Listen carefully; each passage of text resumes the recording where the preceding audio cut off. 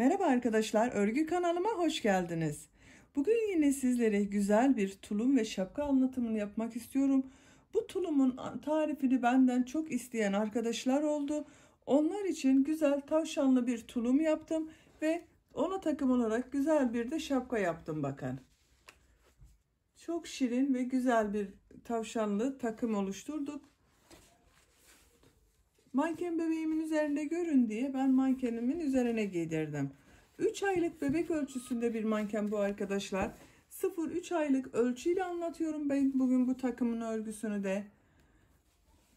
Bu şekilde bakın, askılı yaptığım, giydirip çıkarması da çok kolay.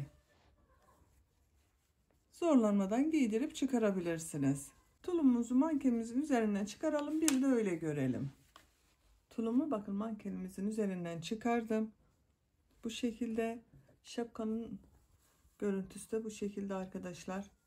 Ben bu şapkanın anlatımını da YouTube kanalıma yükledim. Sizler için bu videonun açıklama bölümüne ekliyorum. Siz izlemekte olduğunuz bu videonun açıklama bölümünde bulunan şapka linkine tıklarsanız siz de bu şapkadan bebeğiniz için örüp tuluma takım yapabilirsiniz. Biz bugün bu güzel tulumu yapacağız. Bu sevimli tulumun örgüsünde iplik olarak Naklux Minnoş Baby ipliğini kullandım. Güzel bir iplik arkadaşlar. Yumuşak dokulu bir iplik bu bebekler için. %35 poliamit özelliği var. %60 premium akrilik. Kullanmış olduğum iplik üzerinde 340 metre yazmakta. Bakın 100 gram iplik üzerinde 340 metre yazmakta. Siz bunu istediğiniz renk ve marka iplikleri kullanarak örebilirsiniz. Her marka bebek ipliğiyle güzel olur. Tığ olarak da elimin sıklığına uygun olarak 3 milimlik tığ kullandım. Zaten kullanmış olduğunuz iplik üzerinde kaç numara tığ kullanmanız gerektiği tavsiye edilmektedir. Bu iplik üzerinde 2 milimlik tığ tavsiye edilmekte. Ben örgü biraz daha yumuşak olsun diye 3 milimlik tığ kullandım. Siz de tercihinize göre, elinizin sıklığına göre daha büyük numaralı tığlar da kullanabilirsiniz. Örgülerinizde kullanmış olduğunuz tığ numarası, elinizin sıklığı, yapmış olduğunuz örgünün ölçüsü bakımından çok önemli. Benimle aynı sayıda başlarsanız, eliniz sıkıysa ve kullanmış olduğunuz tığ da benim kullanmış olduğum tığdan daha küçük numaralı bir tığsa sizin örgünüz daha küçük olacaktır. Daha büyük yapmak istiyorsanız da daha büyük numaralı tığ kullanabilirsiniz. Düğme olarak da askılarına dikmek üzere bakın bu şekilde 2 adet düğme kullandım. Bu tavşanın yüzünü yapmak için de çok az miktarda bakın siyah ipliğe ihtiyacımız var. Siyah renk ile nakış bölümünü yapabilmek için de bir iğneye ihtiyacımız var. Tulumun arka görüntüsüne de bakalım. Arka görüntüsü de bu şekilde. İster böyle kullanabilirsiniz bu askıları, isterseniz çapraz olarak kullanabilirsiniz. Tercihinize göre istediğiniz gibi ayarlayabilirsiniz. Bakın şu şekilde çapraz yapıyorum.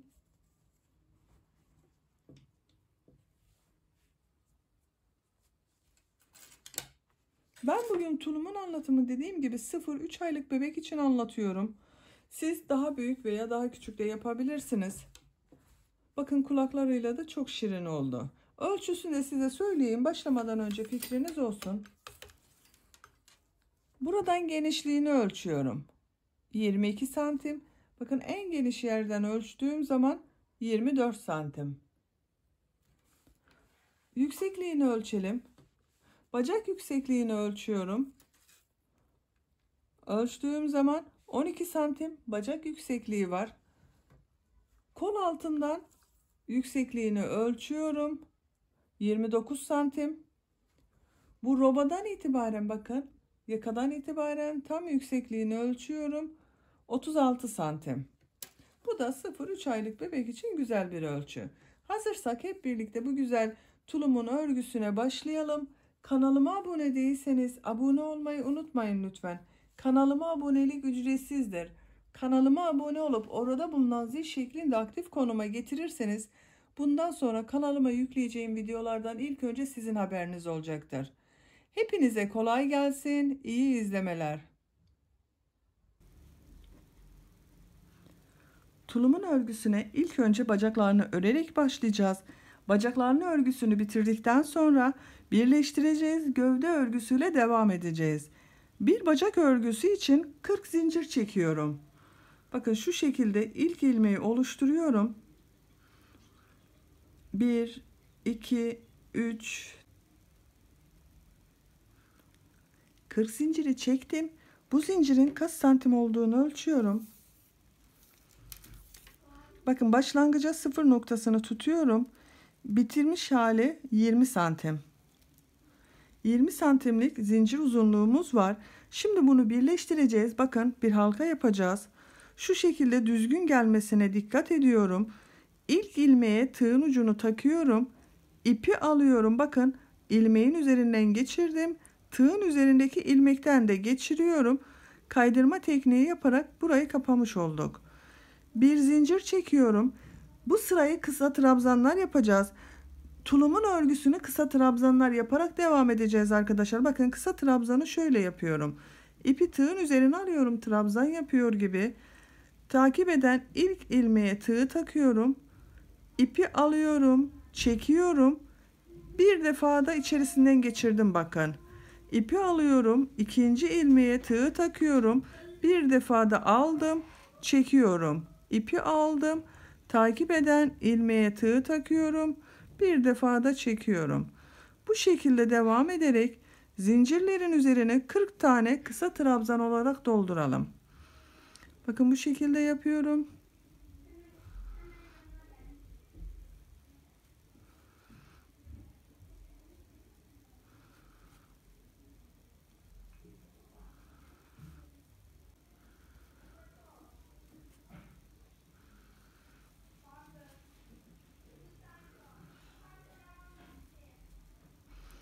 Bakın her ilmeğe birer defa kısa trabzan yaparak doldurdum.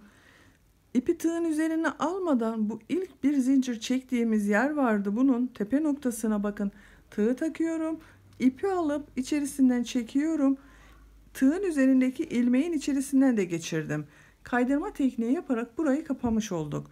Bir zincir çekiyorum. Örgüyü çeviriyorum. Örgüyü çevirerek öreceğiz arkadaşlar. İpi tığın üzerine alıyorum.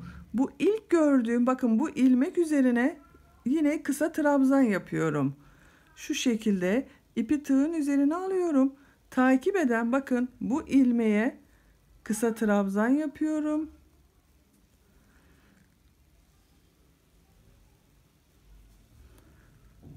Örgümüzü bu şekilde devam ettireceğiz artık.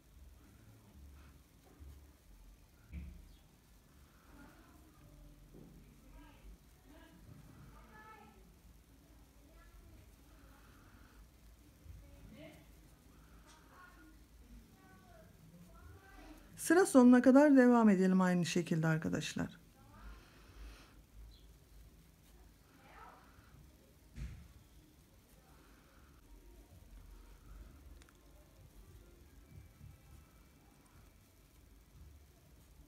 İkinci sırayı da kısa trabzanlar yaparak bakın son ilmeğe kadar geldim. Bu başlangıçta bir zincir çekerek oluşturduğumuz kısa trabzanın tepe noktasına tığ takıyorum. Kaydırma tekniği yaparak sırayı kapatıyoruz. Bakın bu şekilde. İkinci sırayı bitirdik. Bir zincir çekiyorum. Örgüyü çeviriyorum. Üçüncü sıradayız. Üçüncü sırada yine aynı şekilde gördüğüm bu ilk ilmek üzerine trabzan yapıyorum. Takip edenleri de trabzan olarak devam ediyorum. Bakın her ilmeğe birer defa yapıyoruz. Şu anda üçüncü sıradayız arkadaşlar. Bu şekilde devam ederek toplam 7 sıra bu kısa trabzanlardan yapalım. 40 ilmek ile başladığımız bacağın örgüsünü bakın 7. sıraya kadar kısa trabzanlar yaparak tamamladım. Hiç arttırma yapmadık, buraya kadar sayıyorum. 1, 2, 3, 4, 5, 6, 7. 7. sıranın sonundayım. Son ilmeğe bir kısa trabzan yaptım. Buraya tekrar bir kısa trabzan yaparak arttırma yapacağız. Bu sıradan itibaren artık her sıranın sonunda birer defa arttırma yapacağız arkadaşlar. İpi tığın üzerine alıyorum. Aynı ilmek içerisine bir trabzan daha yapıyorum. Bakın kısa trabzan yapıyorum yine. Bir defa da çektim. Bu son ilmeğe 2 trabzan yapmış olduk. Başlangıçta bulunan bu ilmeği kaydırma tekniği yaparak kapatıyorum. Bir zincir çekiyorum. Örgüyü çeviriyorum. Gördüğüm bu ilk ilmek üzerine bir kısa trabzan yapıyorum. Takip edenlere de birer defa kısa trabzan yapıyorum. Sıra sonuna kadar hiç arttırma yapmadan kısa trabzanlar yaparak devam edelim.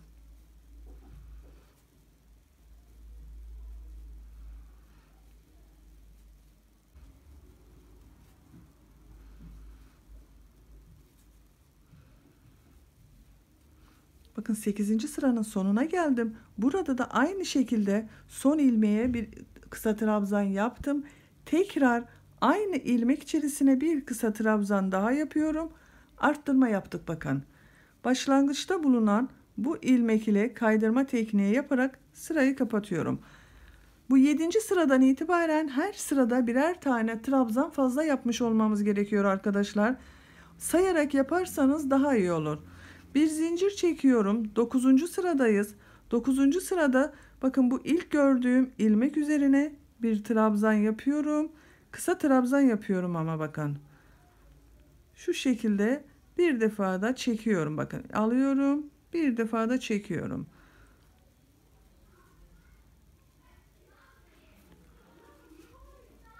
Bu sıra sonlarında arttırmalar yaparak örgümüzü devam ettirelim bacak boyunu. Sizin yapacağınız ölçüye göre kaç sıra yapacaksanız o kadar yapabilirsiniz arkadaşlar. Benim bir bacak boyunun 12-13 sıraya ihtiyacım var. Bu şekilde sıra sonlarında birer trabzan arttırması yaparak örgümüze devam edelim. Bacağın örgüsünü bakın 7. sıradan itibaren arttırmalar yaparak devam ettim. Toplam 2, 4, 6, 8, 10, 12, 13 sıra ile bitirdim. 13. sıranın sonunda tekrar bir arttırma yapıyorum bakın. Son ilmeğe bir trabzan arttırması yapıyorum. Başlangıç ile kaydırma tekniği yaparak sırayı kapatıyorum. Bakın böylece ben bacağın yüksekliğini bitirdim. Şimdi bu bacağın aynısından diğerini de yapalım. İki bacağı birleştirip gövde ile devam edeceğiz. Buna 40 ilmek ile başlamıştık. Diğer bacak örgüsü için de 40 zincir çekiyorum. Bakın şu şekilde 40 zincir çekelim.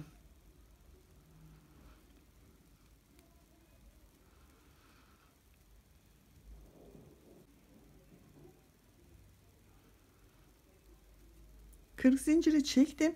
Aynı bu bacağı yapmış olduğumuz gibi iki ucunu birleştiriyorum bakın. Başta bulunan ilmeğe tığ takıyorum. Kaydırma tekniği yaparak birleştirmiş oldum. Bir zincir çekiyorum. İpi tığın üzerine alıyorum. Diğer bacağı başlamış olduğumuz gibi kısa trabzanlarla başlıyorum.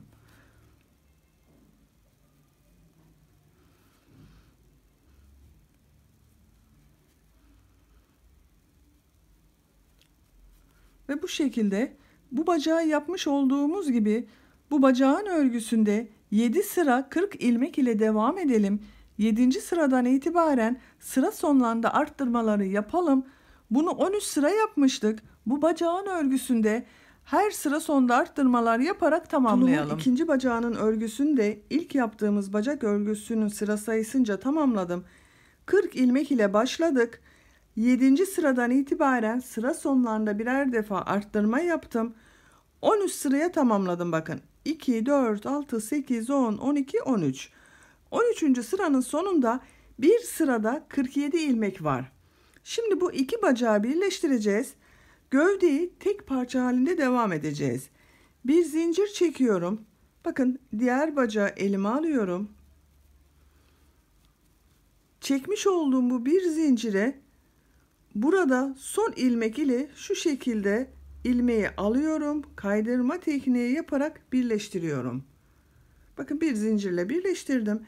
Bir zincir çekiyorum. Örgüyü çeviriyorum. Çekmiş olduğum bu arada bulunan bir zincir üzerine kısa trabzan yapıyorum. Örgümü şekline bakıyorum. Böyle gideceğiz arkadaşlar. Ve gördüğüm bu ilmek üzerine kısa trabzan yapıyorum. Ve takip edenleri de kısa trabzan olarak devam ediyorum.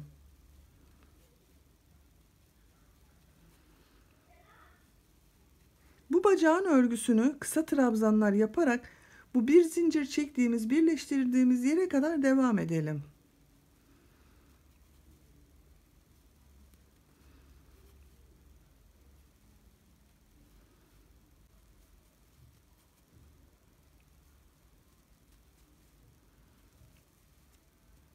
Bakın bu bacağın örgüsünün sonuna geldim. Burada bir zincir çekmiştik. Bakın oraya sıraya başlarken bir kısa trabzan yapmıştık. Aynı ilmek içerisine bir kısa trabzan yapıyorum ve hemen diğer bacağın örgüsüne geçiyorum. Bakın diğer bacağın ilk ilmeğine kısa trabzan yaptım ve devam ediyorum.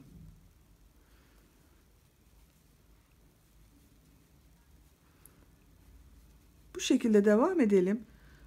Bakın bu ilk başladığımız yere kadar bu bacağın örgüsünün tamamını kısa trabzan olarak devam ediyoruz.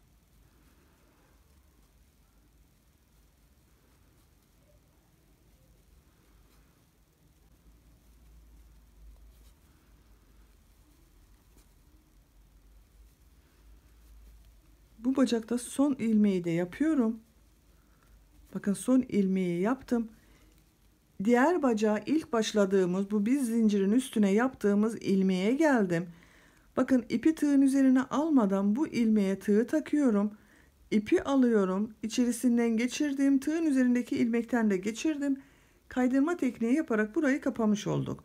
Bir zincir çekiyorum. Örgüyü çeviriyorum. Her sırada örgüyü çevirmeyi unutmayalım. Bu gördüğüm ilk ilmek üzerine bir kısa trabzan yapıyorum. Bir defa da çektiğim bir trabzan bu. Bakın şu şekilde ve devam ediyorum. Gördüğüm her ilmeğe birer defa olmak üzere kısa trabzanlar yaparak devam edelim. Bakın zaten tulumumuz birleşti. İki bacağı birleştirdik. Artık gövde olarak devam edeceğiz. Bu başlamış olduğumuz kısa trabzanı bu şekilde devam edelim. Bütün ilmeklere birer defa olmak üzere kısa trabzanlar yaparak buraya kadar gelelim. Tulumun bacak örgüsünü birleştirdikten sonra gövde örgüsünde ikinci sırada da her ilmeğe birer defa kısa trabzanlar yaparak sıra sonuna geldim. Bakın burayı bir defa daha göstermek istiyorum, takılmayın diye arkadaşlar. Bu ilk sıraya başladığımız ilmeğe tığ takıyorum, ipi alıyorum, kaydırma tekniği yaparak sırayı kapatıyorum. Bir zincir çekiyorum, örgüyü çeviriyorum. Gördüğüm ilk ilmeğe bir kısa trabzan yapıyorum ve takip eden ilmekleri de kısa trabzan olarak devam ediyorum. Gövdenin örgüsünü bu şekilde devam ettireceğiz artık. Bakın elde ettiğimiz bu sayılarla bu şekilde tulumun gövde yüksekliğini tamamlayalım. Tulumun gövde örgüsünü benim için gerekli olan yüksekliğe kadar ördüm. A ortasından itibaren kaç sıra ördüğümü sayıyorum. Bakın 1, 2, 3, 4, 5, 6, 7, 8, 9, 10, 11, 12, 13, 14, 15, 16, 17, 18, 19, 20, 21, 22, 23, 24. 24 sıranın sonunda benim için gerekli olan yüksekliği ben elde ettim. Santimetre olarak da ölçüsünü vereyim size. Bakın şu şekilde santimetre olarak da 16 santim. Bu 16 santim benim yapacağım büyüklükte bir tulum için yeterli. Şimdi bel lastiğinin olduğu bölümü yapacağız. Bel lastiğini yaparken roba bölümünde belirlemiş olacağız arkadaşlar. Ben bu şekilde iki işaret taktım. Bu işaretleri nasıl taktığımı size anlatmak istiyorum. Bakın tulumu şu şekilde ikiye katlıyoruz. Bakın dönüş yaptığımız başlangıç yerimiz arka orta. Şu şekilde düzgünce katladığımız zaman uçtan sayıyorum bakın. 2, 4, 6, 7. trabzana işaret taktım. Buradan da aynı şekilde bakın 2, 4, 6, 7. trabzana işaret taktım. Bu ortada olan roba bölümü olacak. Bu işarete kadar her iki taraftan lastik örgüsü yapacağız. Lastik örgümüze başlayalım. Bir zincir çekiyorum. Örgüyü bakın çeviriyorum gelişine göre. Bu ilk ilmek bakın ilk trabzanı şu şekilde boşluktan alıyorum. Tepe noktasına böyle batmıyorum. Boşluktan alıyorum. İpi alıp yine kısa trabzan yapıyorum. İpi tığın üzerine alıyorum. Takip eden bu trabzanı ters taraftan boşluktan aldım. Trabzan yapıyorum. İpi tığın üzerine alıyorum. Bakın Üçüncü olan benden taraftan görünüyor. Boşluktan aldım. Trabzan yaptım. Yine kısa trabzanlar yapıyoruz. Ters taraftan alıyorum. Trabzan yapıyorum. Düz taraftan bakın. Tığ taktım. İp alıp çekiyorum. Bir defa da çekiyorum. Yine kısa trabzan olarak devam ediyoruz.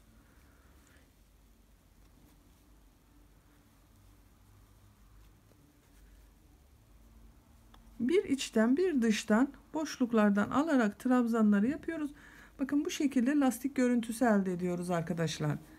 Bu ilk işareti taktığımız yere kadar lastik örgüsüne devam edelim. Trabzanları bir içten bir dıştan alarak bakın işaret yaptığımız yere geldim.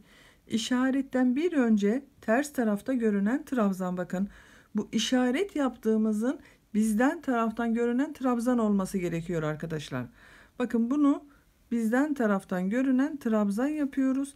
Eğer denk gelmezse arada iki trabzanı tersten alabilirsiniz. Bir sorun olmaz. Lastik örgüsü olduğu için bir sorun yaşanmaz onda. Bakın işaret taktığım yeri düz benden taraftan olan trabzan yaptım. Şimdi artık düz devam edeceğiz arkadaşlar. Burada lastik uygulaması yapmayacağız. Bu işaret yaptığımız yerden itibaren lastiğe devam edeceğiz. Burada roba başlangıcı olduğu için burada bir kesme işlemi yapmak istiyorum.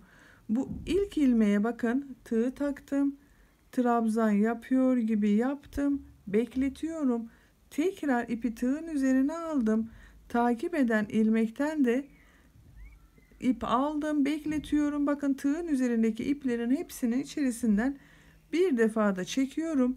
2 ilmeği kesme yaptık. Burada tek ilmek oluştu. İpi tığın üzerine alıyorum. Takip edenleri tepe noktalarına batarak trabzan yapıyorum. Kısa trabzanlar yapıyoruz.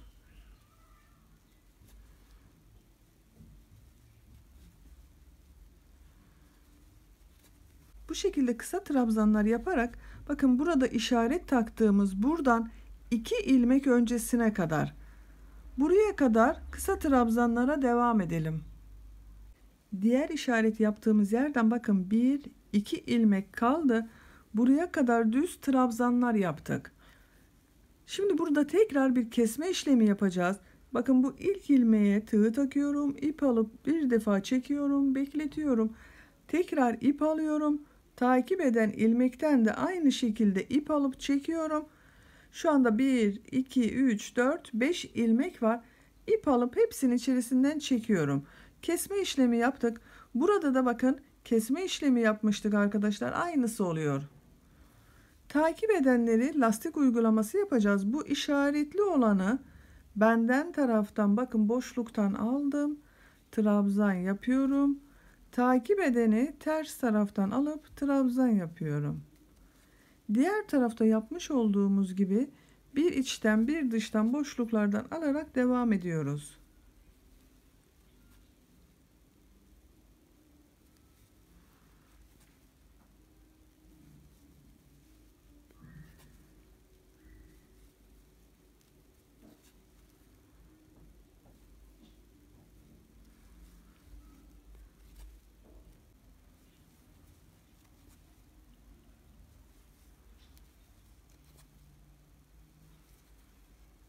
Bakın sıraya başladığımız yere geldim. Buraya kadar lastik örgüsü yaptım burada. Şimdi bu son yapmış olduğum bakın benden taraftan görünüyor. Burada kalan bu da ters taraftan görünen olacak arkadaşlar. Bir zincir çekmiştik başta. Onun bu son ilmeğe bakın tığı takıyorum. İp alıp çekiyorum. Kaydırma tekniği yaparak sırayı kapamış olduk. Bir zincir çekiyorum. Örgüyü çeviriyorum. Bu sırada trabzanları nasıl görüyorsak o şekilde yapacağız. Tulumun şeklinde görelim. Bakın burada lastik bölümlerini oluşturduk. Roba bölümü düz duruyor bakın.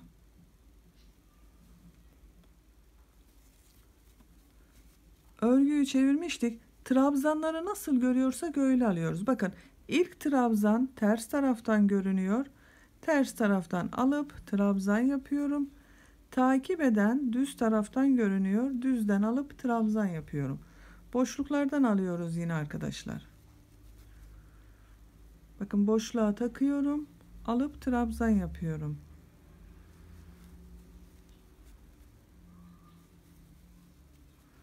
Burada bu işaret yaptığımız yerde bulunan lastiğe kadar devam edelim.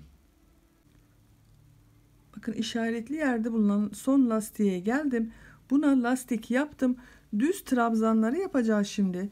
Bu tersten giderken kesme yapmıyoruz arkadaşlar. Sadece düzden yaparken roba bölümünde kesmeler yapıyoruz. Bakın burada bu gördüğüm ilk ilmeğe kısa trabzan yapıyorum. Takip edenleri de kısa trabzan yapıyorum.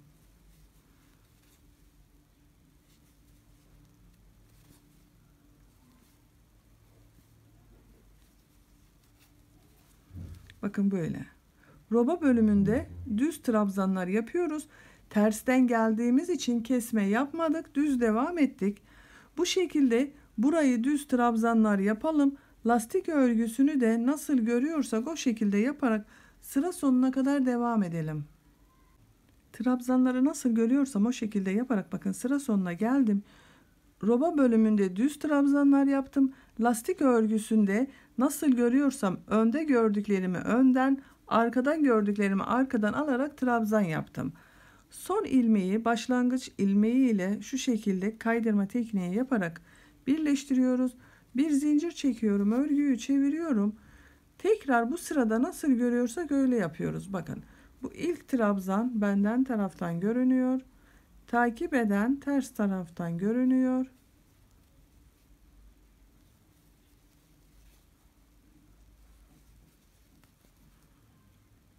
Gördüğümüz gibi alarak bu roba başlangıcına kadar devam edelim. Lastik örgüsünü nasıl görüyorsam o şekilde alarak bakın içte gördüğümü içten, dışta gördüğümü dıştan alarak roba başlangıcına geldim. Burada da son lastiği bakın benden taraftan görüneni yaptım. Şimdi burada kesme yapmamız gerekiyor tekrar arkadaşlar. Bakın düz taraftan giderken kesiyoruz kesmeleri. Ters taraftan yaparken kesme işlemi yapmıyoruz. Nasıl görüyorsak o şekilde yapıyoruz. Bu ilk ilmeğe bakın tığ takıyorum, ip alıp çıkarıyorum. Takip eden ilmeğe de aynı şekilde ip aldım, çıkardım. Tek ilmek haline getirdim. İpi tığın üzerine alıyorum, devam ediyorum bakın. Artık kesme yapmıyorum, devam ediyoruz.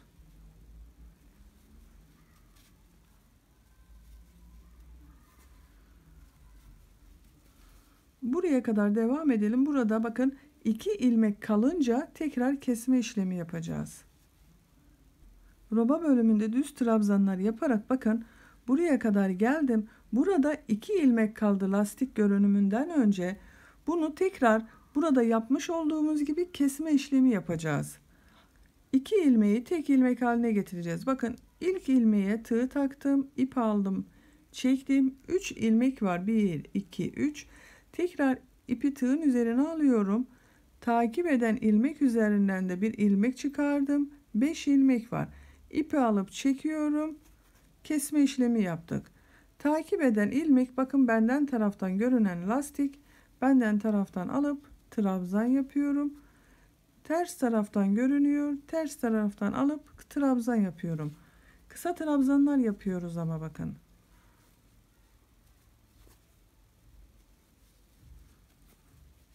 İkinci kesmelerimizde bu şekilde yapmış olduk arkadaşlar. Sıra sonuna kadar nasıl görüyorsak o şekilde alarak devam edelim. Trabzanları yine nasıl görüyorsam o şekilde boşluktan alarak bakın sıra sonuna geldim. Başlangıçta yapmış olduğumuz bu ilmek ile kaydırma tekniği yaparak sırayı kapadım. Bir zincir çekiyorum, örgüyü çeviriyorum. Tekrar nasıl görüyorsam öyle yapıyorum. Bakın ilk trabzan ters taraftan görünüyor. Ters taraftan boşluğa taktım. Trabzan yapıyorum. Takip eden benden taraftan görünüyor. Benden taraftan aldım. Trabzan yapıyorum.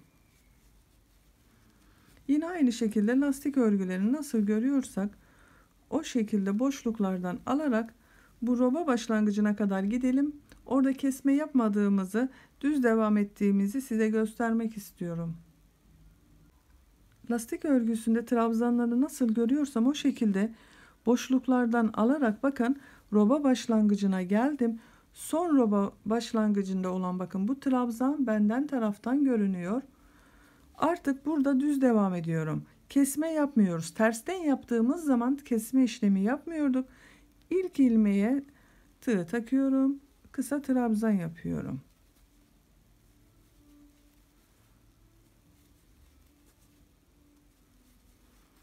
Bakın bu şekilde devam ediyoruz. Her sırada yani düz gittiğimiz sıralarda kesme yapıyoruz. Birer ilmek kesme yapıyoruz arkadaşlar. Bu şekilde devam ederek roba bölümünü düz trabzanlar yapalım. Lastik örgüsüne lastik yaparak sıra sonuna kadar devam edelim. Trabzanları nasıl görüyorsam o şekilde boşluklardan alarak bakın sıra sonuna geldim. İlk ilmek ile kaydırma tekniği yaparak birleştiriyorum. Bir zincir çekiyorum. İpi burada kesiyorum. Bel lastiğini burada bitirdim. Bakın bu bel lastiği yeterli olduğunu düşünüyorum. Ama siz az derseniz bir sıra daha yapabilirsiniz. Şimdi örgümüze roba ile devam edeceğiz.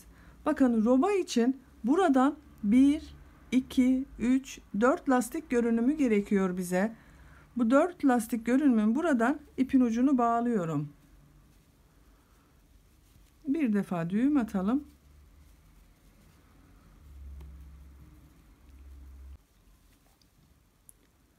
Bu ilk görünen trabzan var. Bakın benden taraftan görünen. Buna tığ takıyorum. Bağlamış olduğum ipten şu şekilde bir ilmek oluşturuyorum. 1, 2 zincir çekiyorum. İpi tığın üzerine alıyorum. Takip eden bakın ters tarafta görünüyor. Ters taraftan boşluktan alıp trabzan yapıyorum. Bir sonraki benden taraftan görünüyor. Boşluktan alıp trabzan yapıyorum. Terste görünüyor. Ters taraftan alıp trabzan yaptım. Düzde görünüyor. Düzden alıp trabzan yaptım. Tersten aldım. Trabzan yaptım. Düz bakın bu. Düzden aldım. Trabzan yaptım. 4 lastik görünümünü yaptık. Diğer taraftan da aynı şekilde 4 lastik görünümü yapacağız. İpi tığın üzerine alıyorum. Burada tekrar bakın düz tarafını yapıyoruz. Onun için kesme yapacağız. İlk ilmekten çıkardım, bekletiyorum. İkinci ilmekten çıkardım, bekletiyorum. Hepsini bir defada çekiyorum. İpi tığın üzerine alıyorum. Trabzanlara devam ediyorum. Burada 2 ilmek kalasıya kadar devam edelim. Trabzanları yaptım. Bakın burada 1, 2 ilmek kaldı. İlk ilmeği tığ taktım, ip aldım, çektim, bekletiyorum. Takip eden ilmekten de tığ taktım, ip aldım. 5 ilmeğin içerisinden ip alıp bir defada çekiyorum. Kesme yaptık. Lastik örgüsünü, bakın ilk lastik örgüsünü nasıl görüyorsam o şekilde lastik yapıyorum. Tersten görüp tersten alıyorum. Düz yapıyorum. Tersten yaptım. Düz yaptım. Tersten boşluktan aldım, yaptım. Düz aldım, yaptım. Bakın 1, 2, 3, 4 lastik görünümü var.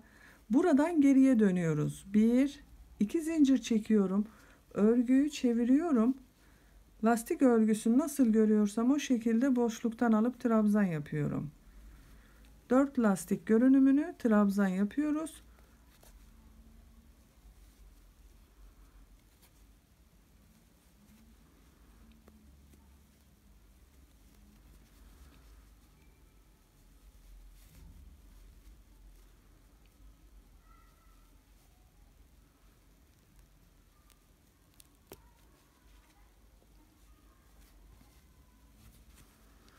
Bakın lastik görünümlerini bitirdim. Burada 4 lastik görünümü oluştu. 1, 2, 3, 4. Şimdi burada kesme yapmıyoruz. Tersten yaptığımız için kesme işlemi yapmıyoruz. Trabzanlara, tepe noktalarına batarak trabzan yapıyorum. Bu şekilde devam edelim. Trabzanların üzerinden trabzan yapalım. Sıra sonuna kadar devam edelim. Roba bölümünde bulunan trabzanları kısa trabzanlar yaptım. Lastik bölümünde de Bu 4 lastik görünümlü olanları, bakın düz olanları benden taraftan aldım. Terste olanları tersten alarak sıra sonuna kadar tamamladım. 1 2 zincir çekiyorum. Lastik örgüsünde nasıl görüyorsak o şekilde boşluktan alarak trabzan yapıyorum. İlk bakın tersten görünüyor. Tersten aldım. Trabzan yapıyorum. Benden taraftan görünüyor. Benden taraftan aldım. Trabzan yapıyorum. Tersten görünüyor. Tersten aldım. Benden taraftan aldım. Tersten aldım. Düz taraftan aldım. 4 lastik görünümünü tamamlamış olduk. Bakın 1, 2, 3, 4. Bu 4 lastik görünümü her iki taraftan roba bitisiye kadar devam edecek. Burada tekrar kesme işlemi yapıyoruz. İpi tığın üzerine alıyorum. İlk ilmeğe ilmek aldım, çıkardım. Takip eden ilmekten de ilmek aldım, çıkardım. Çekiyorum. Kesme işlemi yaptım. Takip edenleri kısa trabzan olarak devam ediyorum. Diğer lastik örgüsünden 2 ilmek öncesine kadar devam ediyoruz. Kısa trabzanlar yaparak bakın burada 2 ilmek kalasıya kadar ördüm. Bu 2 ilmeği kesme işlemi yapacağız. Bir defa çıkardım, bekletiyorum. Takip eden ilmekten de aynı şekilde aldım. İpsin içerisinden bir defa da çektim. Kesme işlemi yaptık. Bu kenarda bulunan 4 lastik örgüsünü gördüğüm gibi alarak trabzanlar yapıyorum.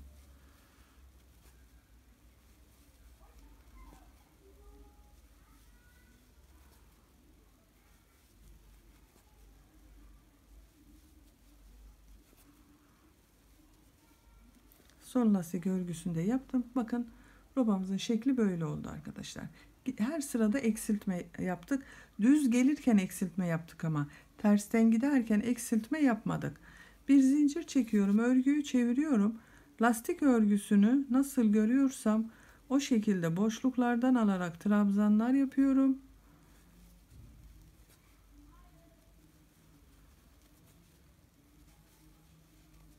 Tersten gidiyoruz şu anda. Tersten gittiğimiz zaman kesme işlemi yapmıyorduk. Bakın ilk ilmek üzerine trabzan yapıyorum ve devam ediyorum. Bu şekilde. Burayı düz trabzanlarla devam edelim. Lastik örgüsünde lastik olarak tamamlayalım. Tulumun tersten örgüsünü bakın sıra sonuna kadar tamamladım. Tersten gelirken kesme yapmadık. Buraya kadar 1, 2, 3, 4 defa kesme işlemi yaptık. Bu robanın başlangıcında size sayıları vermeyi unuttum. Bu ilk sırada benim 27 ilmek vardı. Kestiğim zaman ikinci kesmeden sonra 25 kaldı. Üçüncü kesmeden sonra 23, 21. Şu anda 19 ilmek var. Bakın 2, 4, 6, 8, 10, 12, 14, 16, 18, 19 ilmek var arada.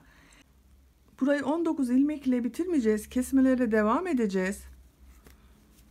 Bakın sıra başında 1, 2 zincir çekiyorum. Lastik örgüsünü nasıl görüyorsam o şekilde alıyorum.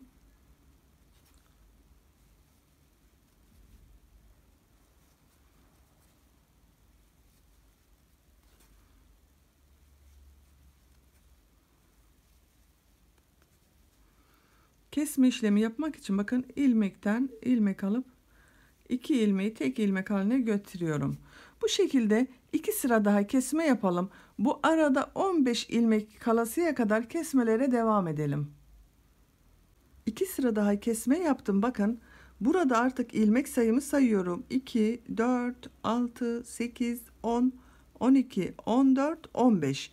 15 ilmek ile ben örgüye devam edeceğim arkadaşlar. Kaç sıra kesme yaptığımda size sayayım. Bakın 1, 2, 3, 4, 5, 6 yerde kesme yaptım. 6 sırada ters taraftan gelirken de düz yaptım. Tulumun roba örgüsünü bu sayılar ile devam ettireceğiz. Ama artık kesme işlemi yapmayacağız. Bakın 1, 2 zincir çekiyorum. İpi tığın üzerine alıyorum. Lastik örgülerini nasıl görüyorsam o şekilde boşluklardan alarak trabzanlar yapıyorum. Gövde örgüsünde olduğu gibi kısa trabzanlar yapıyoruz ama arkadaşlar.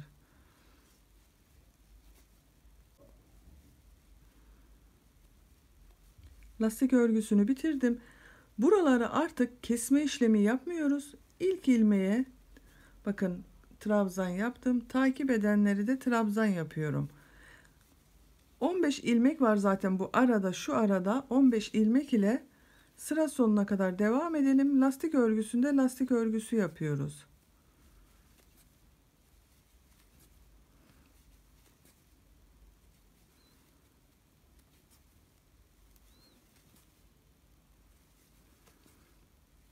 Bakın burada da kesme yapmıyorum.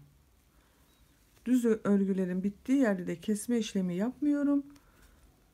Düz trabzan yapıyorum. Lastik örgüsüne geldim. Lastik örgüsünü nasıl görüyorsam o şekilde boşluktan alarak trabzan yapıyorum.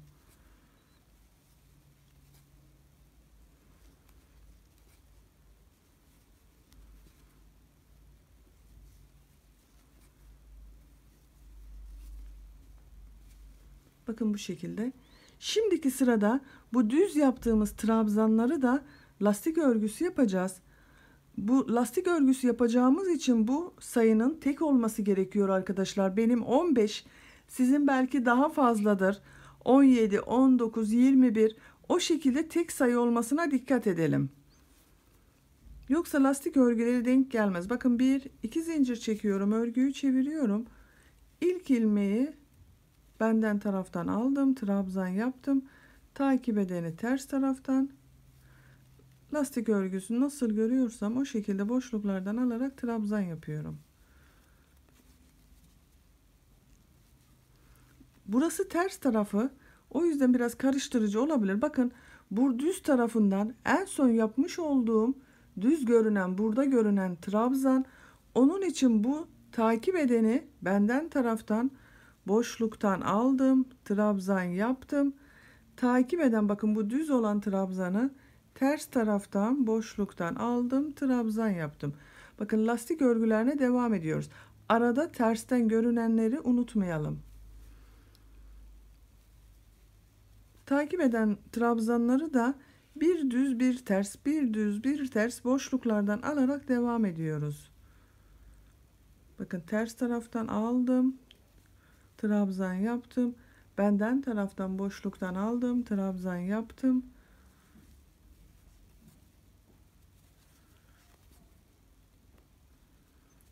Lastik örgüsü oluşturuyoruz bu düz olan trabzanları da.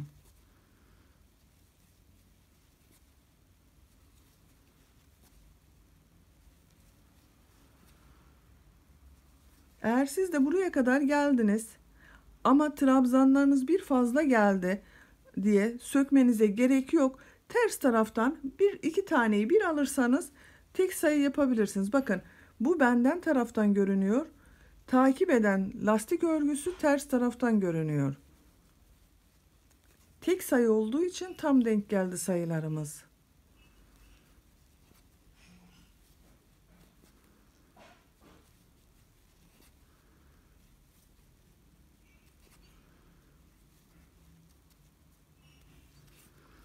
Bakın bu yaka bölümünde de lastik örgüsünü oluşturduk.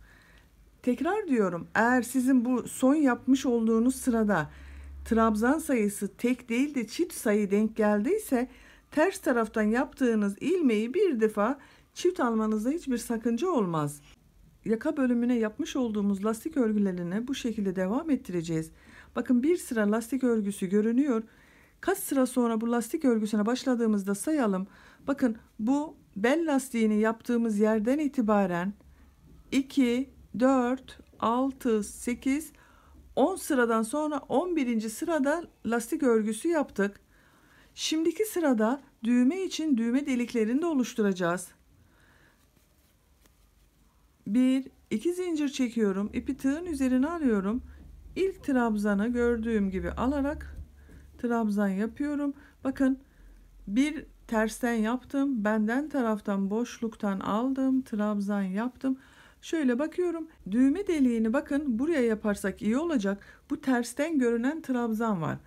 Bir zincir çekiyorum. Buna hiçbir işlem yapmıyorum. Bakın tersten görüneni yapmıyorum. Atlıyorum. Düz benden taraftan görünene trabzan yapıyorum. Burada bunu atlamış olduk. İpi tığın üzerine alıyorum. Takip edenleri Nasıl görüyorsam o şekilde boşluklardan alarak trabzan yapıyorum. Sıra sonunda da aynı şekilde bakın kaç trabzan var? 1 düz, 1 ters, 2, bir de kenarda 3. 4 ilmek kalasıya kadar bakın bu 1, 2, 3, 4 ilmek kalasıya kadar trabzanları nasıl görüyorsak o şekilde boşluklardan alarak devam ediyoruz.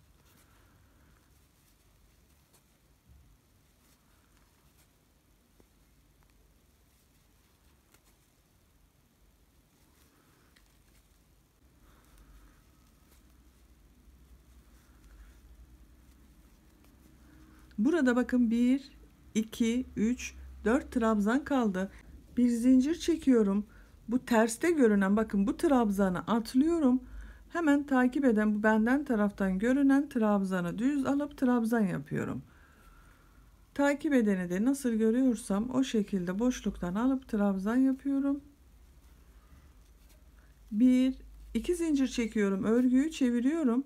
Tekrar lastik örgülerine devam ediyoruz. Gördüğüm gibi aldım. Bakın düğme deliği için bir zincir çektiğimiz yere geldim.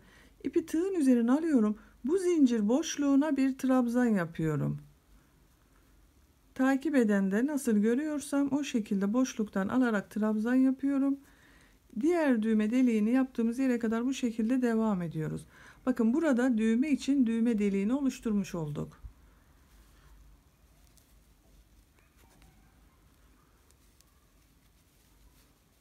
Diğer düğme deliğinin olduğu yere kadar devam edelim. Lastik örgüsünde trabzanları nasıl görüyorsam o şekilde boşluklardan alarak bakın diğer düğme deliğinin olduğu yere geldim. İpi tığın üzerine alıyorum. Bu bir zincir çekmiş olduğumuz boşluğa bir trabzan yapıyorum. Takip edenleri gördüğüm gibi alarak trabzan yapıyorum. Zaten 3 trabzan var bakın burada. En son boşluğa taktım, trabzan yaptım. 1, 2 zincir çekiyorum, örgüyü çeviriyorum. Şimdi son sırayı yapacağız. Bakın 2 zinciri çektik. Lastik örgüsünü nasıl görüyorsam o şekilde boşluktan alarak yapıyorum. Bu bir zincirin üzerine bir trabzan yapmıştık. O ters taraftan aldım, trabzan yaptım.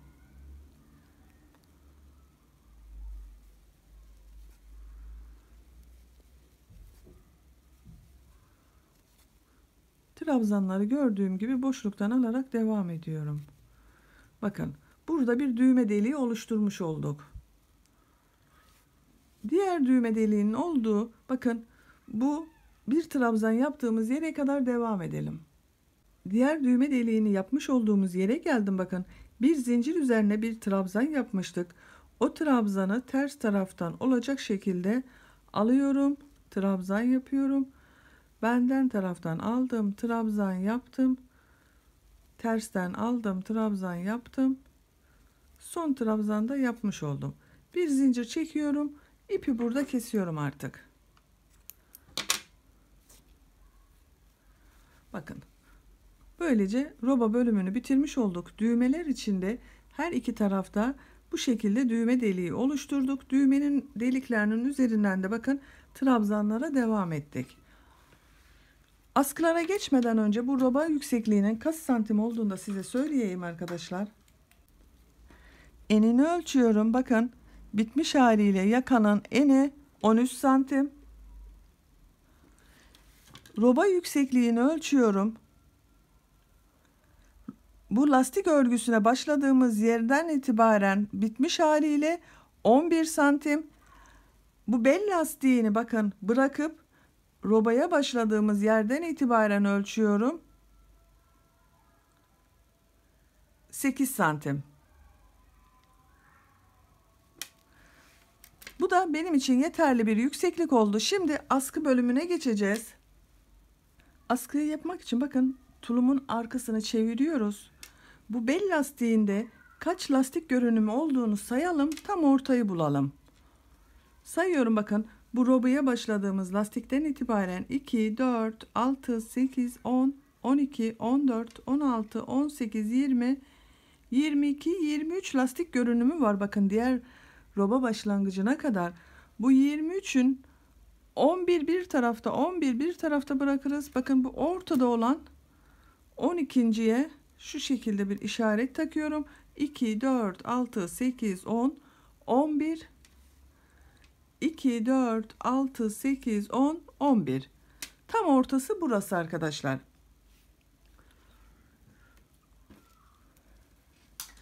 Bakın orta noktası burasıydı. Buradan sayıyorum. 1, 2 lastik görünümünü atlıyorum. Trabzan olarak sayıyorum.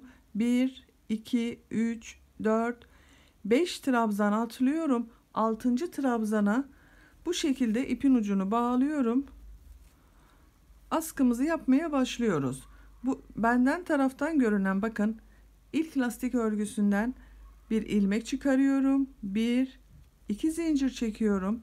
Takip eden ters taraftan boşluktan alıp trabzan yapıyorum. Bu ön robalar, bakın, 1, 2, 3, 4 lastik görünümü yapmıştık. Askılarda da aynı şekilde 4 lastik görünümü yapacağız. Bir lastik görünümünü yaptım.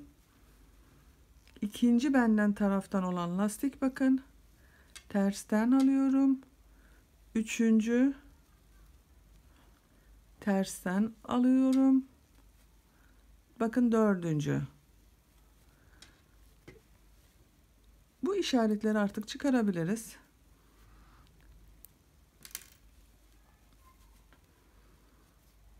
Buraya askı için 1, 2, 3, 4 lastik görünümünü yaptım. 1, 2 zincir çekiyorum. Örgüyü çeviriyorum. Lastik örgülerini nasıl görüyorsam o şekilde yine kısa trabzanlar olarak trabzan yapıyorum. Boşluktan alarak yapıyorum.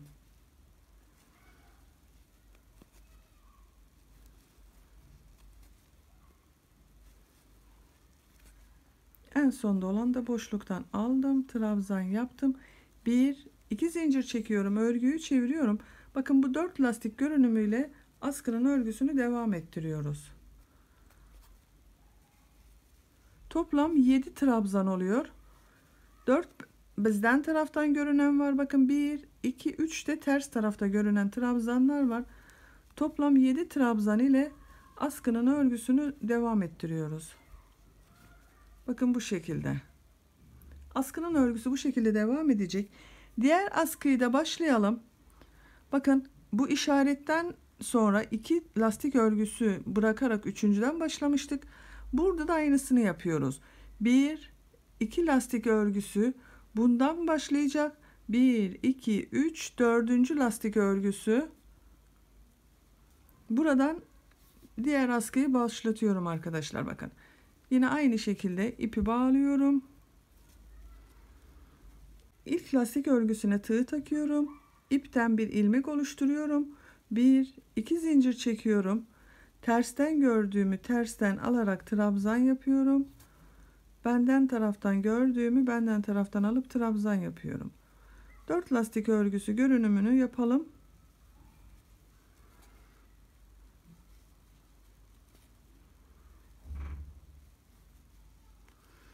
Bakın, 4 lastik örgüsünü tamamladım.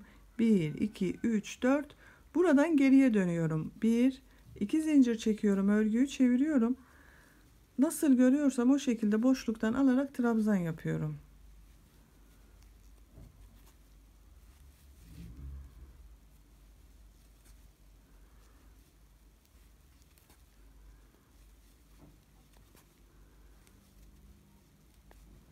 Bir, iki zincir çekiyorum sıra sonunda. Örgüyü çeviriyorum. Gördüğüm gibi alarak trabzan yapmaya devam ediyorum.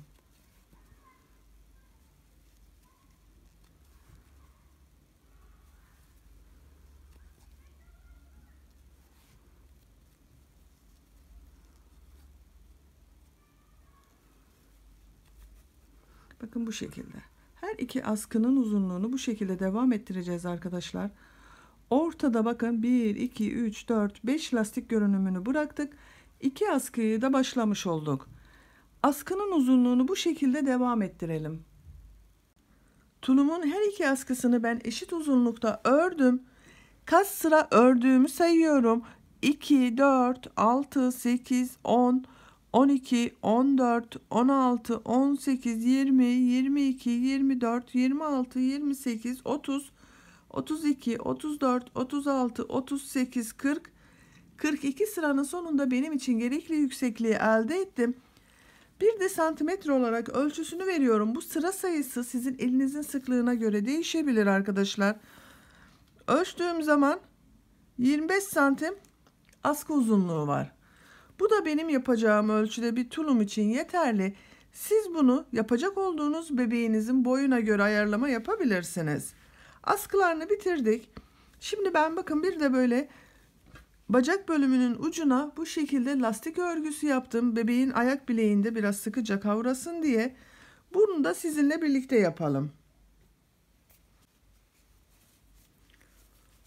Bakın buradan tuluma başladığımız yerden ipime bir bağlantı yapıyorum. Zincir çektim, sağlamlaştırdım.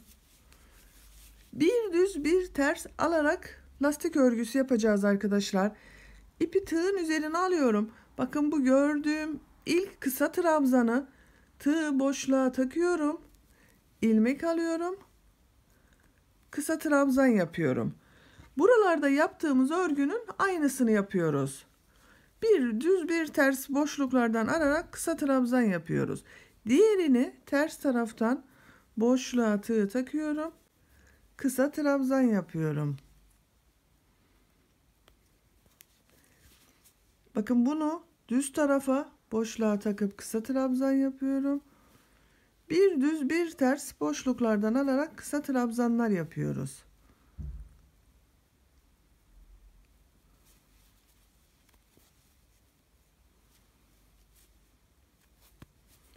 Böyle bir düz bir ters boşluklardan alıp kısa trabzan yaparak başladığımız yere kadar devam edelim.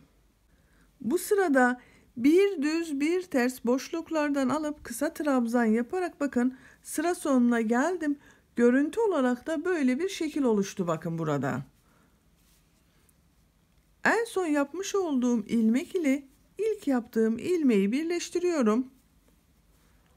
Bakın sırayı birleştirdim. Bir üst sıraya çıkmak için 2 zincir yapıyorum. Bu sırada bu yapmış olduğumuz bakın bir düz bir ters kısa trabzanlar yapmıştık. Bunu nasıl görüyorsan o şekilde boşluklardan alarak kısa trabzan yapacağız. İlk görünen bakın düz görünüyor. Düz taraftan boşluktan alıp kısa trabzan yapıyorum. Bir diğeri ters tarafta görünüyor. Ters taraftan boşluktan alıp kısa trabzan yapıyorum. Bu düz tarafta görünüyor. Düz taraftan boşluktan alıp kısa trabzan yapıyorum. Nasıl görüyorsam o şekilde boşluklardan alarak kısa trabzan yapıyorum.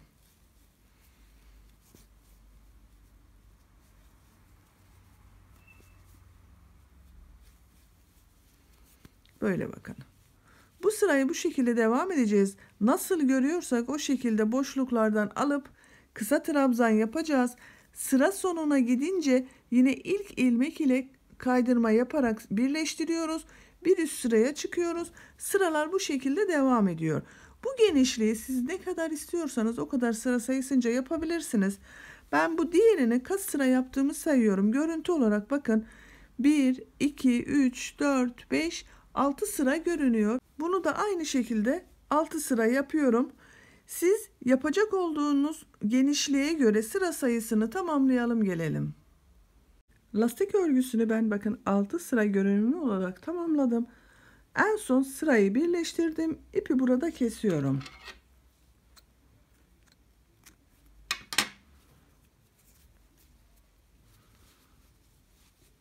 Böylece tulumun örgüsünü tamamen bitirmiş olduk.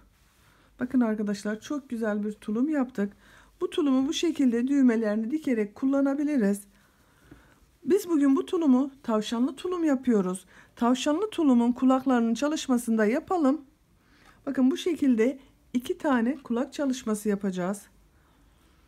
Daha sonra yapmış olduğumuz bu kulakları buraya bu şekilde dikeceğiz. Tulumu bir kenara alıyorum. Kulak çalışmamıza başlıyorum. Bu kulağın örgüsüne bakın dikeceğimiz yerden zincir çekip kısa trabzanlar yaparak başlıyoruz. Birkaç sıra arttırma yapıyoruz. İstediğimiz genişliği elde ettikten sonra düz devam ediyoruz. Daha sonra aralıklarla kesme yaparak kulağın örgüsünü bitiriyoruz. Kulağın örgüsüne başlamak için ilk ilmeği yapıyorum. Bakın ben ilk ilmeği bu şekilde yapıyorum.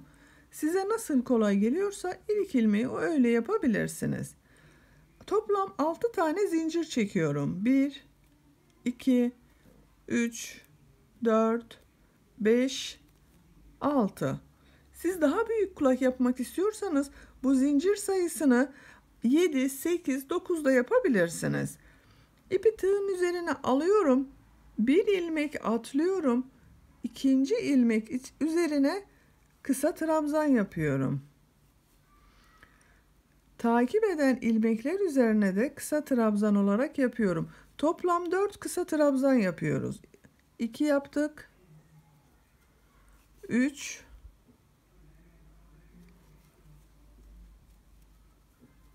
4. 4 kısa trabzanı yaptım. 2 zincir çekiyorum. Örgüyü çeviriyorum. İlk ilmek üzerine 2 kısa trabzan yapıyorum. 1, aynı ilmeğe bir kısa trabzan daha yapıyorum. Burada bir kısa trabzan arttırması yaptık. Takip edenleri kısa trabzan olarak devam ediyorum. Sıra sonunda da yine 2 trabzan yapacağız. Bakın sayalım. 2 yaptık ilk başta. 3, 4, 5. trabzanı yapıyorum. Aynı ilmek içerisine bir kısa trabzan daha yapıyorum. Toplam trabzan sayımız 6. 2 zincir çekiyorum. Örgüyü çeviriyorum. İlk ilmek üzerine 2 kısa trabzan yapıyorum. 1, 2. Takip edenleri birer defa devam ediyorum. Sıra sonunda yine 2 kısa trabzan yapacağız.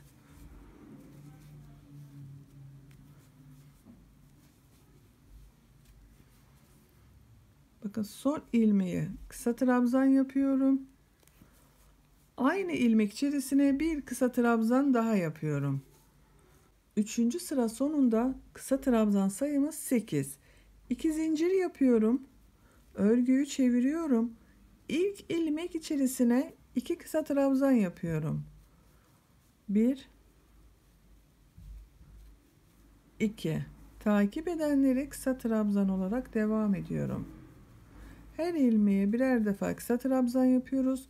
Sıra sonunda yine 2 kısa trabzan yapacağız.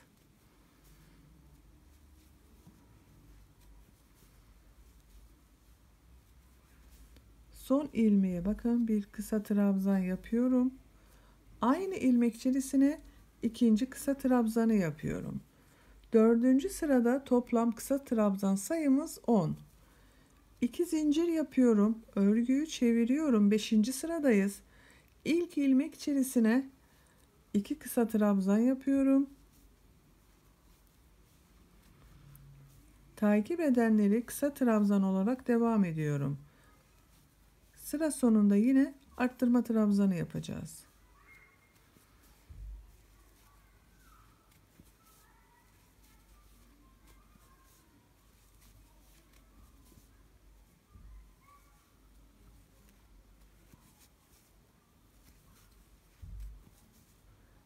Sıra sonuna geldim. Bir kısa trabzan yapıyorum. Aynı ilmek içerisine ikinci kısa trabzanı yapıyorum. Bu sırada da toplam trabzan sayımız 12 oldu. Bu genişlik benim için yeterli. Bakın sayıyorum. 1, 2, 3, 4, 5, 6, 7, 8, 9, 10, 11, 12. 12 kısa trabzan ile örgüye devam ediyorum. 2 zincir yapıyorum. Örgüyü çeviriyorum. İlk ilmek içerisine bir kısa trabzan yapıyorum. Takip eden ilmekler içerisine de kısa trabzan yapıyorum. Burada arttırma yapmıyorum artık. Her ilmeğe birer defa kısa trabzan yaparak sıra sonuna kadar devam ediyorum.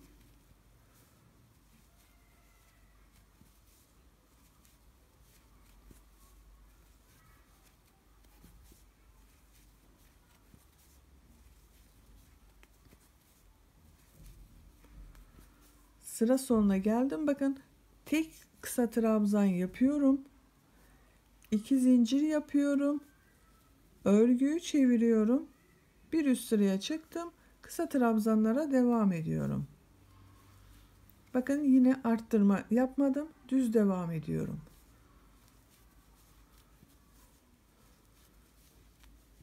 Örgümüz bu şekilde devam edecek arkadaşlar. Arttırmayı ben bitirdim. Siz daha büyük yapıyorsanız 12 ilmek yerine bir sıra daha arttırma yaparak 14 ilmek ile devam edebilirsiniz. Bu 12 ilmek ile örgümüze devam edelim. Kulak örgüsünü 12 ilmek ile ben bu kadar ördüm. Başlangıçtan itibaren kaç sıra ördüğümü sayıyorum. 1, 2, 3, 4, 5, 6, 7, 8, 9, 10, 11, 12, 13, 14 sıranın sonunda bu yeterli. Bu sıradan itibaren eksiltmelere başlayacağız. 2 zincir çekiyorum, örgüyü çeviriyorum. Bu ilk ilmeği atlıyorum. İkinci ilmek içerisine kısa trabzan yapıyorum. Takip edenleri kısa trabzan olarak devam ediyorum. Bakın 1, 2, 3, 4, 5, 6, 7, 8, 9, 10, 11. 11 ilmek oldu bu sırada. 2 zincir çekiyorum. Örgüyü çeviriyorum. Bu ilk ilmeği atlıyorum. İkinci ilmek içerisine kısa trabzan yapıyorum. 1, 2, 3, 4, 5, 6, 7, 8, 9, 10. Bakın bu sırada da 10 ilmek oldu. Her sırada bir ilmek eksiltiyoruz. Eksiltmeleri de sadece sıra başlarında ilk ilmeği atlayarak yapıyoruz. Diğerlerine birer ilmek yapıyoruz. Sıra sonunda eksiltme yapmıyoruz. 2 zincir çekiyorum. Bir ilmeği atlıyorum. İkinci ilmek içerisine kısa trabzan yapıyorum. Bakın sadece başta eksiltme yaptım. Sıra sonunda yapmıyorum.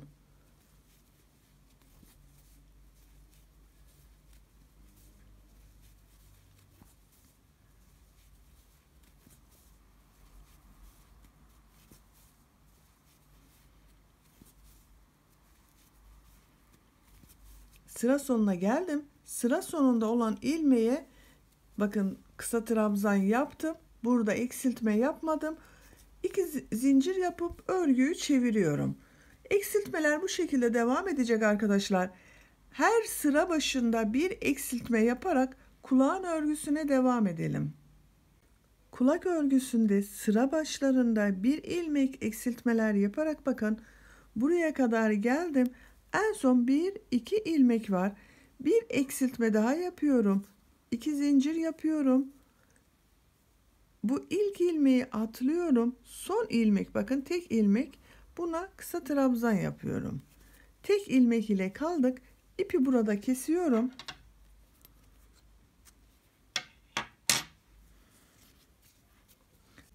Kulağın örgüsünü bakın tamamladım.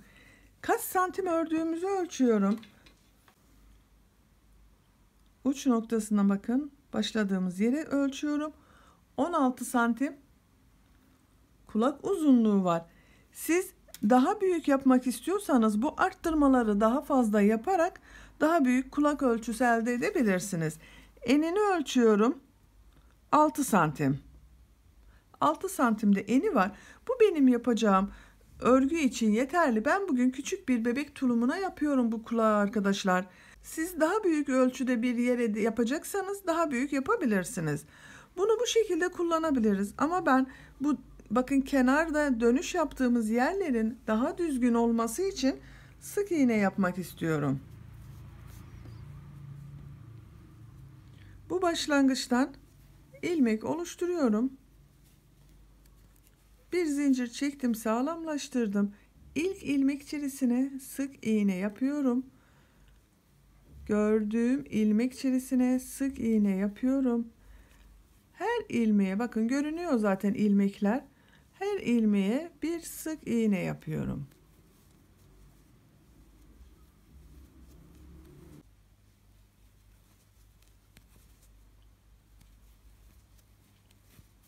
Her kısa trabzan sırasına bir sık iğne denk geliyor. Bu şekilde her ilmeğe bir sık iğne yaparak buraya kadar devam edelim. Sık iğneler yaparak bakın son ilmeğe geldim. Bir sık iğne yaptım. Aynı ilmek içerisine 2 sık iğne daha yapıyorum. Burada yuvarlak bir görüntü elde edeceğiz. Bakın 1 2 aynı ilmeğe 3 sık iğne yapmış oldum. Takip eden ilmeklere birer defa sık iğne yapıyorum artık.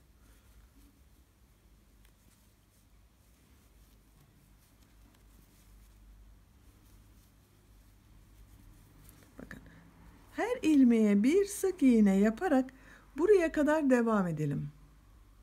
Kulak örgüsünün çevresinde bir sıra sık iğneler yaparak bakın buraya kadar tamamladım. İpi burada kesiyorum. Dikeceğimiz kadar ip bırakarak bakın kesiyorum.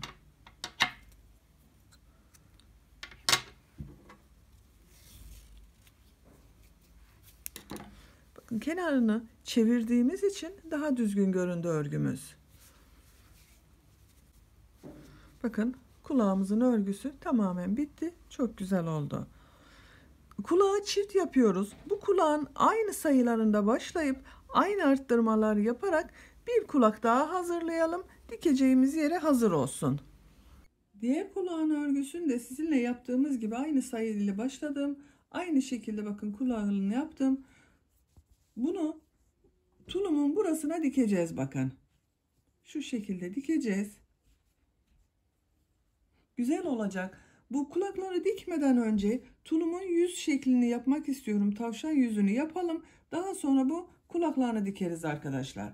Şimdi ağırlık olsun istemedim. Yüzü nasıl yapacağımıza bakıyorum.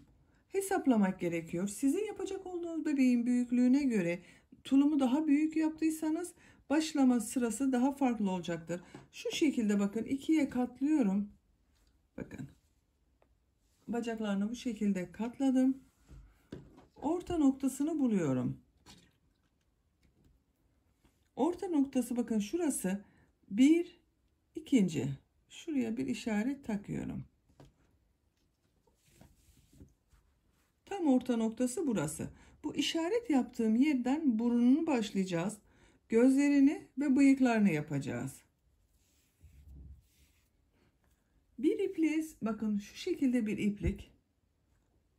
Bu iplikten iğneye siyah iplik taktım. Şu şekilde biraz uzunca bir iplik yaptım. Ucuna da düğüm attım. Ben siyah renkliyle yapıyorum. Siz isterseniz kahverengiyle de yüz çalışmasını yapabilirsiniz.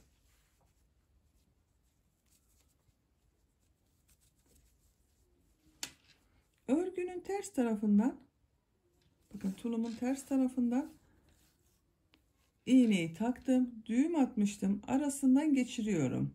Halka gibi yaptım bakın. Oradan geçirdim. Buraya sabitledim bunu.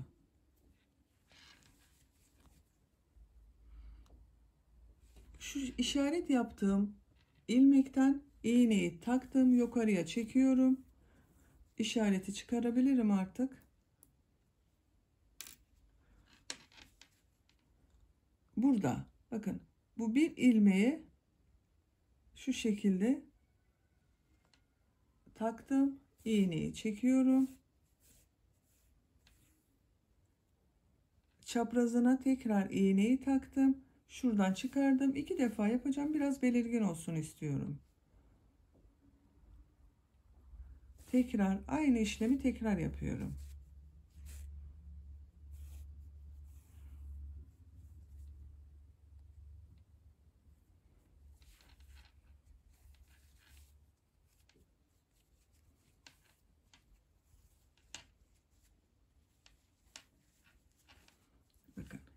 Burnunu bu şekilde yaptım. Gözü nereye yapacağıma bakıyorum. Gözü de şurada bakın. Bir ilmek atlıyorum. İkinci olan bu ilmeğe bakın, bir ilmek yukarıdan, yandan da şöyle gösterelim. Bakın, yandan bir ilmek atladım. Buradan da bir sıra atladım. İğneyi taktım. Çekiyorum. Yukarıdan bakın çaprazına, üzerindeki ilmeğe değil, çaprazında bulunan ilmeğe iğneyi taktım. Çekiyorum. Çaprazına bakın, üzerinden şu şekilde çaprazına gelen yere iğnenin ucunu taktım. Çıkaracağız. Diğer gözü nereye yapacağıma bakıyorum. Bunu da aynı şekilde şuradan bakın. 1, 2, 3 ilmek atlıyorum. Bu gözü yaptığım yerden sonra 1, 2, 3 ilmek atladım. Buradan çekiyorum. Şu şekilde bakın, çaprazına gelecek olan yere, yine üstüne değil, çaprazına gelen yere iğnenin ucunu takıyorum. Düz olarak aşağıdan çektim. Çaprazına takıyorum. Ters taraftan çekiyorum. Bakın, gözlerinde yaptık. Burnunu ve gözünü yaptık. Şimdi bıyıklarını yapacağız. Bıyıklarını yapabilmek için örgünün ters tarafından bakın, ilmeklerden alarak burnu yaptığımız ilmeğe kadar geçiriyorum iğnenin ucunu arkadaşlar. Bakın, burnun olduğu yere geldim. Buradayız. Burada bu gözün bittiği sıra var bakın. Şu şekilde. Buradan iğneyi takıyorum. Burnun dengi, gözün bittiği yer.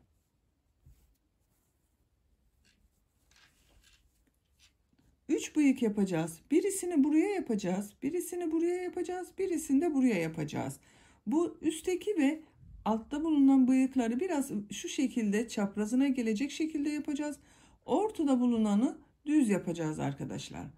Bakın, biraz şu şekilde çaprazına takıyorum. Bir ilmek atladım. Çaprazına battım. Karşıdan bakın bir ilmek atlayarak çekiyorum.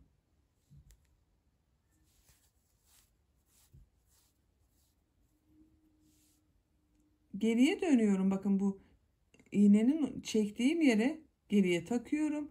Tekrar çaprazına bakın. Şuraya takıldı. Çaprazına iğnenin ucunu taktım. Çekiyorum. Birer ilmek arayla yapıyoruz.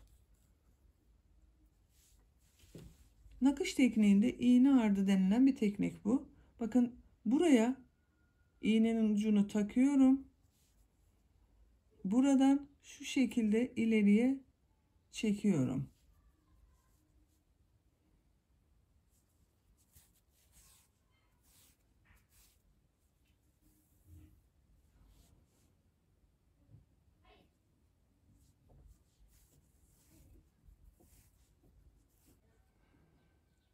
Tekrar bakın, iğneyi çektiğim yere taktım.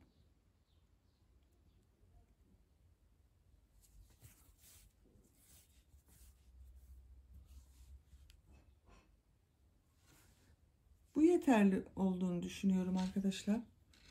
Bu uzunluk yeterli. Bakın,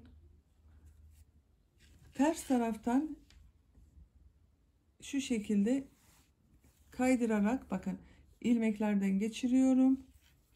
Diğer bıyığı yapmak için.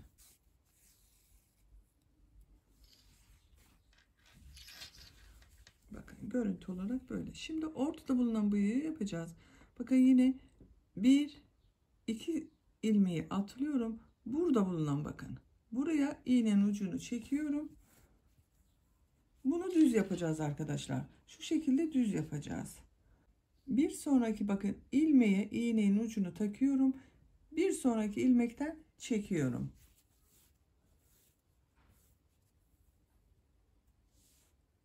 Geriye geliyorum. Bakın, şu iğnenin çektiğim ilmeğe geri dönüyorum. İğnenin ucunu takıyorum. Bir ilmek atlıyorum.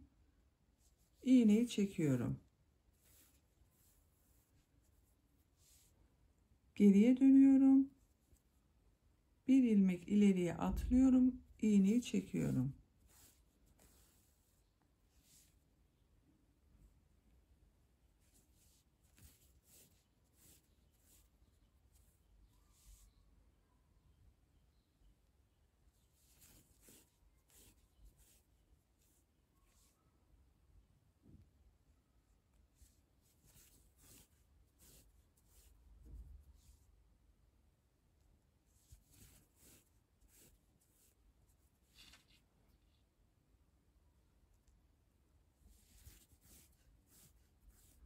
Bu yeterli, bakın. Bu uzunluk yeterli. Siz isterseniz biraz daha uzatabilirsiniz. Burada çektiğimi iğneyi ucunu takıyorum. Kapatıyorum, bakın. Ters taraftan çekiyorum. Bakın. Bunu da yaptık. Şimdi üçüncüyü yapacağız. Bunun aynısını biraz verev şekilde buraya yapacağız. Ters taraftan ilmeklerden geçirerek başladığımız yere geçiyorum.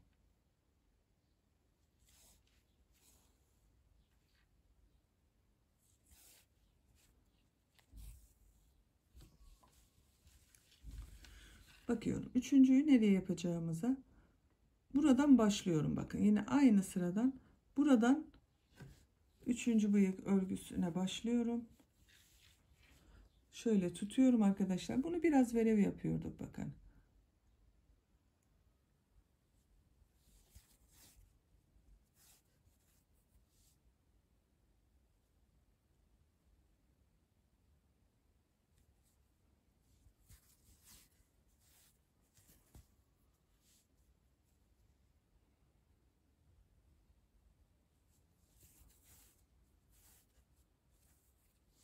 Uzunluklarını, bakın, bununla bunun uzunluğunun eşit olmasına dikkat edelim.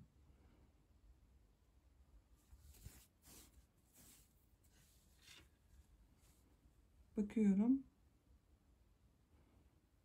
Şöyle bir ilmek daha yapıyorum, bitiriyorum.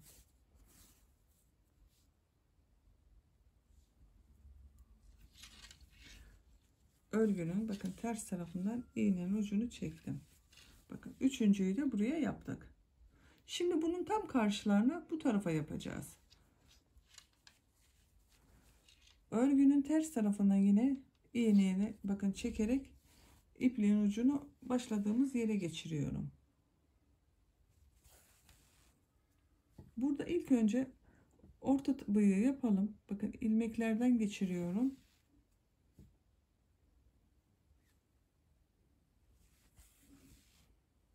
Şu şekilde ilmek aralarından geçirdim. Bunu bu şekilde tutmam gerekecek arkadaşlar. Yoksa yapması zor olur. Bakın bunu orta bıyıktan başlayalım, daha kolay olur. 1, 2, 3 ilmek sonra başlamıştım. Bunu da aynı şekilde başlıyorum. Şuradan ortayı başlıyorum.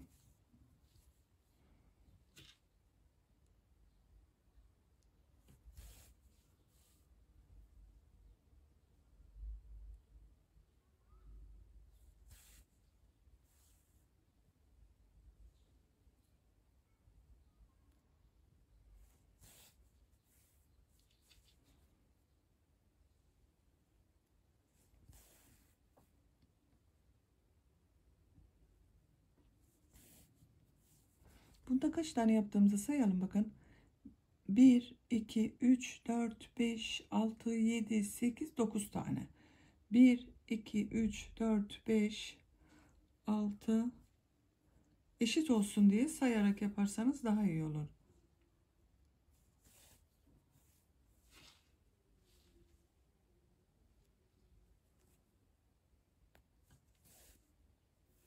Bakın tamamladım. Burada kapatıyorum.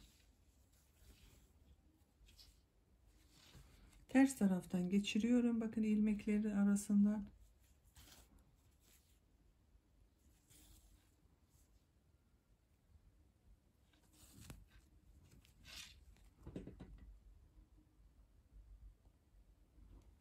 Bunu aynı sırasından yapıyorum, bakın. Bunun aynı sırası bunun tam altına denk gelen ilmekten ve bu bıyık örgülerinde bu şekilde iğne ardı yaparak devam ediyoruz bakın.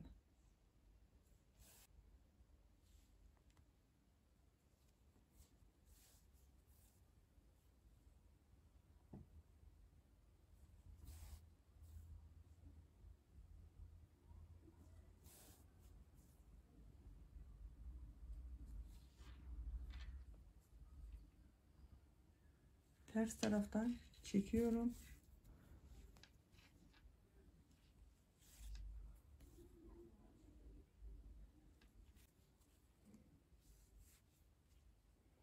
Bakın yine ters taraftan devam ediyorum.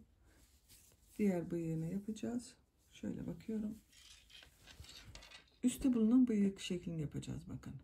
Onu da yine buradan şu bıyığın dengiyle bakın. Bakın şu sırada şu ilmekten çekiyorum. İğnenin ucunu taktım. Yukarıya çektim. Aynı bunun gibi şu şekilde yapacağız. Bakın iğnenin şekli biraz çapraz duruyor. Bu şekilde bıyık örgüsünü yapacağız. İğneyi taktım. Çaprazına çektim. İğneyi taktım. Çaprazına çektim. İğneyi taktım. Çaprazına çektim.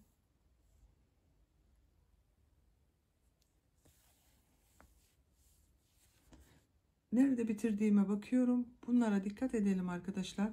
Eğri olmasın, birbirine eşit olsun. Bakın taktım. Burada çektim. İğneyi takıyorum ters taraftan, çekiyorum. Bakın bitirdim. Bakın çok güzel oldu. Hem kolay hem güzel bir yüz şekli yaptık. En pratik olarak böyle yapılıyor bu yüz şekli arkadaşlar. Örgünün ters tarafında sabitliyorum. İpliği kesiyorum. Bakın kontrol edelim. Son kez bir kontrol edelim. Eksiğimiz olmasın.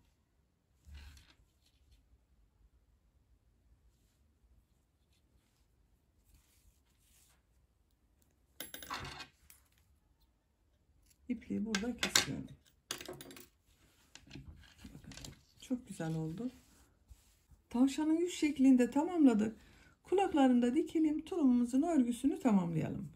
Bakın bu şekilde iplerini bırakmıştım. İğneye takıyorum.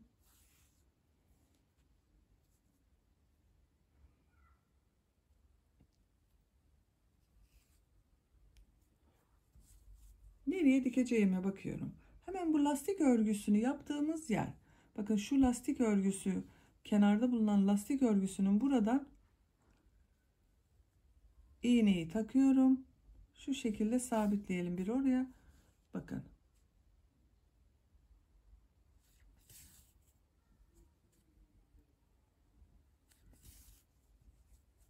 Biraz böyle çektirerek yaparsanız daha güzel olur arkadaşlar.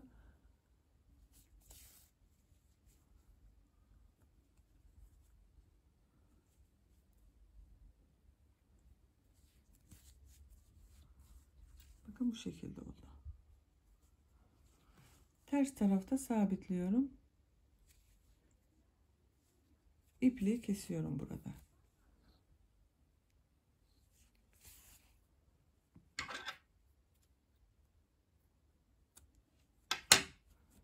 Diğer kulak örgüsünde aynı dikelim.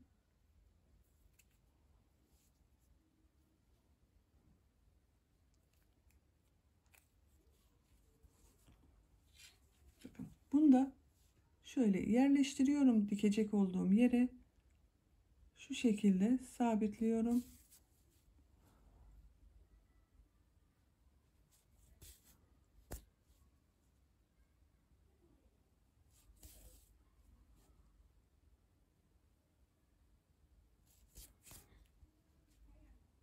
Ters taraftan geçirip bitiriyorum.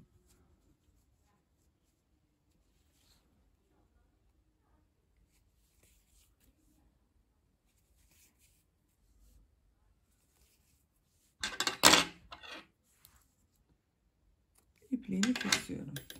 Bakın çok şirin oldu gördüğünüz gibi. Düğmelerini de takalım.